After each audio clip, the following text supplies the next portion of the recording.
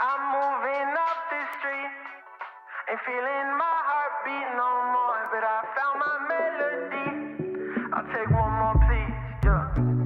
So I grab my teeth, ain't want to keep receipts. I said, I buried the old me, 6 feet under, in case you wonder.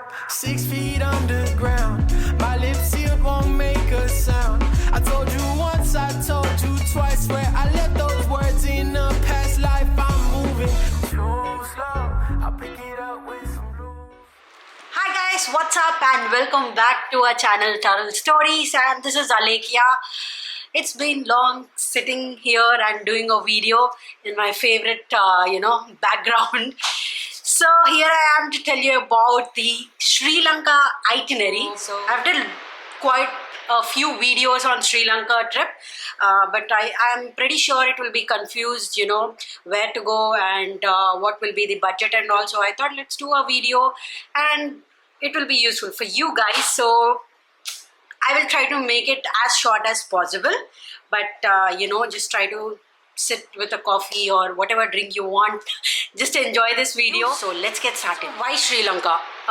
We chose this place not just like that, because it was in our list from long time and we thought that's in our budget, and let's go to that place. And it is also a beautiful place, but an underrated country. So you must visit this place. Trust me, it's such a peaceful country.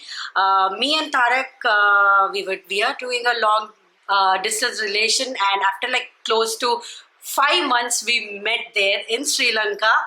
It was so beautiful. The place is so beautiful. I hope you'll enjoy the country. Because of the economical crisis which happened recently in Sri Lanka, the prices have increased a lot. They have doubled the prices, triple the prices. So yes, try to encourage the tourism in Sri Lanka. So if you're planning somewhere outside the country, try to go to Sri Lanka. I hope you guys will enjoy. So yes, let's get started. Firstly, I would say how to plan the itinerary. First, it comes always the flights when you're planning for any country or any place, no matter what. Let's say from Hyderabad to Colombo. Colombo is the place where you can get down, and that's the city. So from here to Colombo, to and fro, it costed me close to 22,000. The flight charges have increased very much after aviation charges has increased. After COVID, the flight charges have increased like this. There is no direct flight from Hyderabad to Sri Lanka. There is a one stop either in Chennai or in Bangalore, so it depends on what flight you're choosing. So yes, it costed us 22,000. So it might reduce or it might increase. It depends on how before you're choosing the travel. And secondly, visa is very easy for this country. All you have to do is go to their e-visa Sri Lanka. Just type in Google, you'll get a page. Try to fill few details like your name, age, your passport number and all, and you have to pay $20. Within a day you will get a mail, and that's all it is. That's an approved visa. It's a e-visa. Just such a easy process for Sri Lanka. Now comes to accommodation, which is way important. So whenever we plan to go international, we try to book through Airbnb, which is very easy, and you get pretty good rooms from Airbnb. If not, you can go to booking.com or Agoda, which is our first preference. So we try to book prior, and we do a pay later option or through credit card, so that we can get the points and all. So our least stay was 2,500, and our highest was like 5,500. That was our highest stay per day, and each of the stay was beautiful.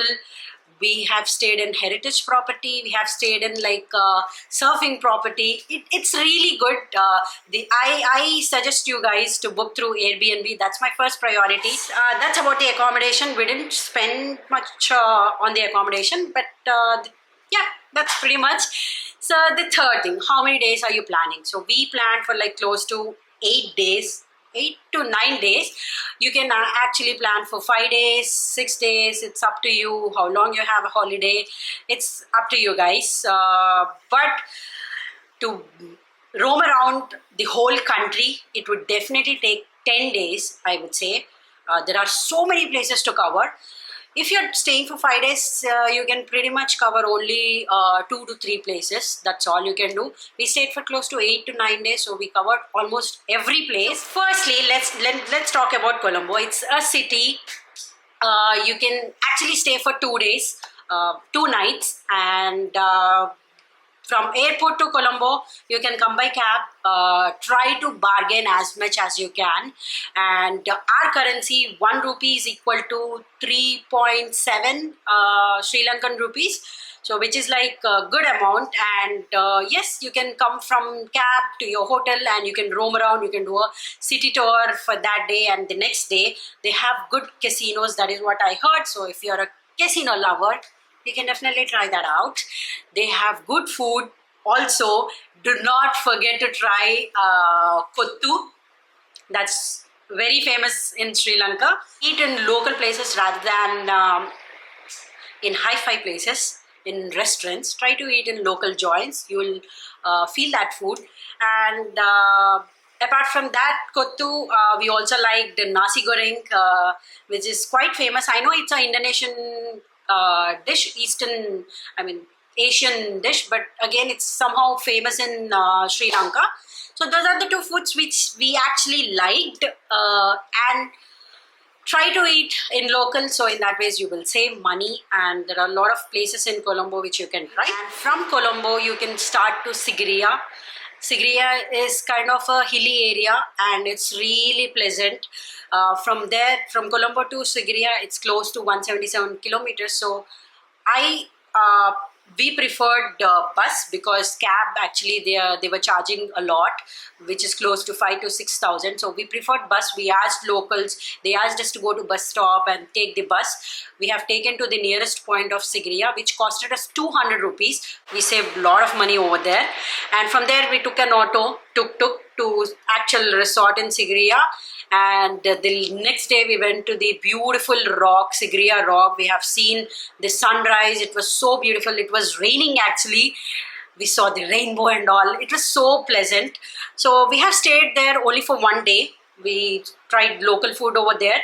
From there, if you're planning, if you're staying for long, you can do not miss this place called Kandy. It is a city again. You can go from Sigiriya to Kandy by bus. But they don't have a lot of options, bus points over there. So we got into a cab. Luckily, someone was actually traveling. The cab driver was actually traveling from Sigiriya to Kandy. So anyways, he was going. He asked us, you can pay as much as you can because I'm traveling anyway. So we actually paid him close to 1,500. And then we got into Kandy. So we just roamed around for like half a day, and from there you're supposed to go to Noraelia. If you want, you can stay in Kandy or you can stay in Noraelia, which is close to Kandy. So you can take a cab and you can go there. Try to bargain as much as you can. You end up spending a lot of money on cabs. So if there is bus option, try to take, or else skip and you can go by cab. So we have taken bus. We didn't stop in Noraelia because we didn't have a lot of time. Do not miss Noraelia because from Noraelia to Yala, there is a beautiful train track and the scenery is like amazing. I just cannot describe because I've seen in a lot of videos. I regret that we missed the train journey from Noraelia to Yala because according to our plan, by the time we reach Noraelia, it would be late, and there is only 2 trains which goes from Noraelia to Yala. We don't fit in that timing, so we thought let's skip that. But if you're planning, try to go from Sigiriya to Kandy and then Noraelia. Take a train to Yala. Do not miss Yala. It's a hilly area. It's so beautiful. So that train journey, do not miss at all. So Yala, we actually planned to stay for 2 days, but we extended a day. We stayed for 3 days in Yala. It's so peaceful. We actually had a relaxed time in Yala. It's a hilly area. You'll just feel like you're in Ooty or Kodaikanal or something like that. But it's so nice. You'll see a lot of tourists over there. And we did a zip line too. So if you are interested in zip line, doing some adventures, there is a Ravana zip line which is very famous, and it's so beautiful from the view from the top. It was so beautiful. This zip line costed us 2,500 per head. That's pretty much okay. You can't bargain anything. So there are a lot of things to do. There is a Adams Peak, Little Adams Peak point. You have to walk. Beautiful for sunrise or sunset. It was drizzling again when we went on the top. It was so beautiful. Do not miss such places. There are a lot of places over there, hike places. You can go, wake up early, then go for a little hike, and you will enjoy that place. So yeah, that's about Yala. From Yala, if you have time, go to the national parks in Yala. There are a lot of elephant sanctuaries in Yala or nearby. It's very famous. Elephants are really famous in Sri Lanka. The wildlife is famous in Sri Lanka too. So do not miss that. So if you're missing that, go to Yala National Park. So we went from Yala to Yala by cab, which costed us close to 6,000. 3,000 per head. So in Yala, we took safari, private safari, which costed us 6,000 per head. Little expensive, but it's a private safari. The whole jeep is for ourselves. You have a proper time to view it rather than the crowd. We watched a lot of elephants which are just going in front of us. We saw wild boar, we saw a lot of peacocks, crocodiles, we saw a lot of different types of birds and kind of lizards, and we saw leopard. Yes, there is one leopard sightseeing which happened, and it was actually sleeping. We waited for an hour, like 20 jeeps were waiting for an hour to see that leopard, and finally we got to see that. I couldn't capture, we just captured the picture, but again, the beauty, it's really good. It's taking nap. So yes, that's how we spent the time in Yala National Park. And from Yala, we took a cab. We went to Weligama. So now from the hilly area, you came to the tropical area. Do not miss this tropical areas. Weligama, Merisa. We stayed in Weligama in a beautiful Airbnb property. It's actually a surfing property. Most of the surfers, they stay there because it's very... You do a 10 steps and then you just see the beach over there. So that close, the property is to the beach. So we spent 5,000, but somehow they don't have the standard rooms. They gave a suite. You can just see the picture here. It's so beautiful. The furniture is like total white, and as soon as you open the balcony, you just have the view of the beach. I think the best stay in Sri Lanka. So we stayed for 2 days. We just took a bite for rent and we roamed a lot. We went to local coffee shops and we talked to so many people, and the people over there are such a sweethearts. And we also felt really bad because after the crisis, there was no tourism for a certain point of time, and they struggled a lot even to buy food and all. There was a lot of things which happened, but right now they're actually settling because of the tourism, and they're very much happy to see Indians. When they saw us, they were like so happy, and they were praising because India helped a lot during the financial crisis. But the prices increased. Let me be clear. So whatever Sri Lanka is cheap before, it's not that cheap currently because everything has been hiked. So it's the best place for surfers. Weligama and Merisa have so many surfing schools. I was tempted, but we just had 2 days, so I couldn't go. And that's how we spent 2 days in Weligama and Merisa. There is Coconut Tree Hill in Merisa.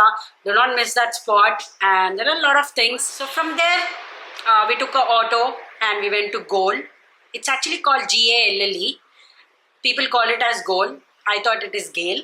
So whatever it is, we went there. We booked Airbnb.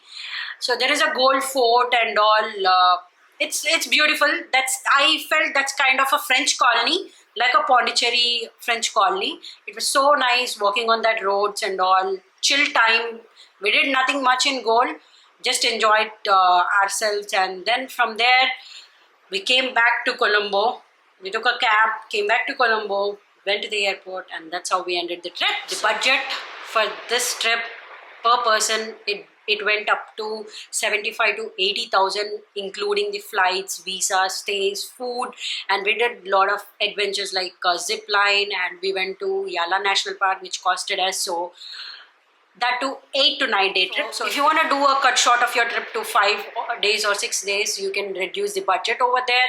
It probably costs you 50,000 per head, but not less than that, because the flight charges itself, it's costing you 20 to 22,000. So rest you can spend on accommodation and other things. Try to go through public transportation like bus, train, or something like that. Hire a bike for local areas, or tuk-tuk. You can hire an auto also. That's a different experience. They have colorful autos, which is really nice. So that's about our itinerary from India to Sri Lanka. I hope you guys might find some useful information from this video. Try to add this country in your travel list. It's really beautiful and a peaceful place. They have a lot in their country. Do not miss that. A lot of food and all. So that's pretty much about this video. I will not kill any of your time. I'll be back with such kind of videos if I travel or any other vlogs. You see you soon in another vlog. Until then, signing off. Alekia from Tharal Stories.